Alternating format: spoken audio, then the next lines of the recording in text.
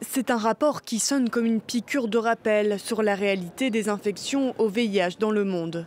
Selon les derniers chiffres d'ONU-SIDA, 39 millions de personnes vivaient avec le VIH en 2022. Plus d'1 million de nouvelles personnes ont été infectées l'année dernière, 630 000 en sont mortes, portant le total à plus de 85 millions de personnes infectées et 40 millions de morts depuis le début de l'épidémie. Parmi les régions les plus touchées, l'Afrique subsaharienne, où vivent 2/3 des personnes infectées par le VIH, avec en tête l'Afrique du Sud.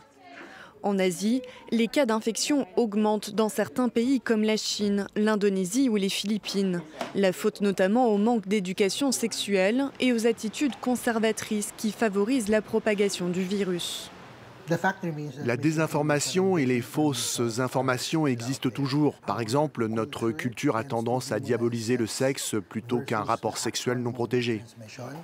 Le bilan est toutefois encourageant selon ONU-SIDA, qui veut croire à l'éradication du VIH d'ici 2030. Car les contaminations diminuent fortement dans certains pays comme le Botswana, le Rwanda et le Zimbabwe.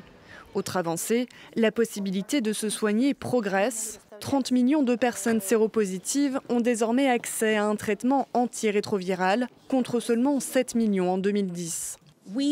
Nous savons qu'il existe un moyen de mettre fin au sida. Nous célébrons les progrès considérables que nous avons constatés dans la riposte mondiale au VIH. Les décès dus au sida, par exemple, ont diminué de près de 70% depuis leur pic au début des années 2000.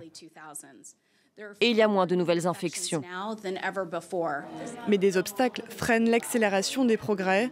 Les moyens financiers pour lutter contre le sida sont insuffisants et ont même reculé en 2022.